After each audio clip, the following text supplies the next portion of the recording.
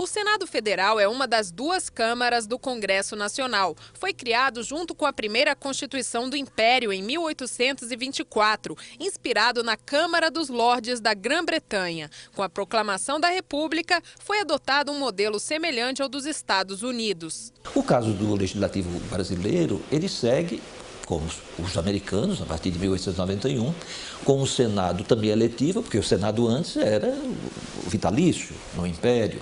E o Império era um pouco diferente, porque além dos três órgãos da separação de poderes, havia mais um, que era o chamado poder moderador.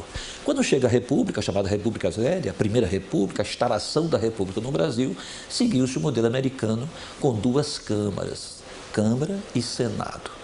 O Senado, segundo a Constituição, representando os estados. A Câmara representando todo o povo. Por que duas casas?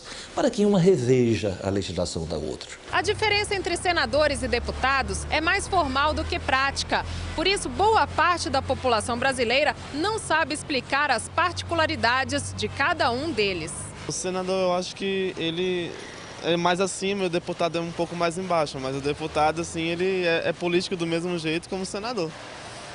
Tem os mesmos deveres, mas só que um pouco a mais, tem um grau de dificuldade a mais do que o outro. Eu acredito que cada um deve tomar responsabilidade daquilo que está assumindo, né? Então eu acho que todos eles deveriam verificar isso aí e estar trabalhando em prol daquilo que eles assumiram. Estou em dúvida.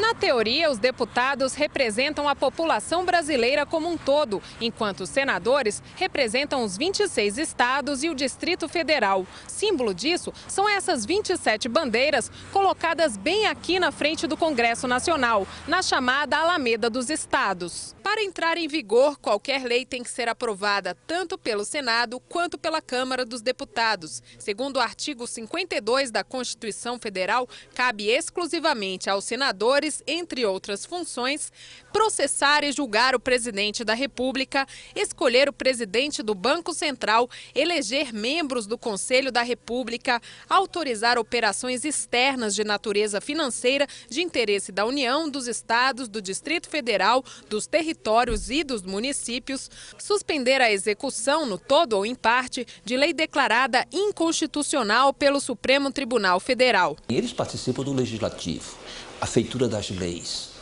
Isso é o princípio da separação de poderes, que todos os países seguem, no sentido de que haja uma separação de funções. Uma função de fazer leis, uma função de executar, de cumprir essas leis, isso se chama executivo, e, finalmente, a tarefa do judiciário, que é julgar a aplicação da lei ao caso concreto. Cada uma das 27 unidades federativas elege 3 representantes para o Senado. Portanto, o total de senadores é de 81. A idade mínima para assumir o cargo é de 35 anos e o mandato é de 8 anos. Mas as eleições acontecem de 4 em 4, junto com a votação para presidente, governador e deputados. Em um ano eleitoral é renovado 1/3 dos senadores e no outro ano de votação, mais 2/3. A cada 2 anos, o plenário elege um novo presidente do Senado, que passa a ser também presidente do Congresso Nacional.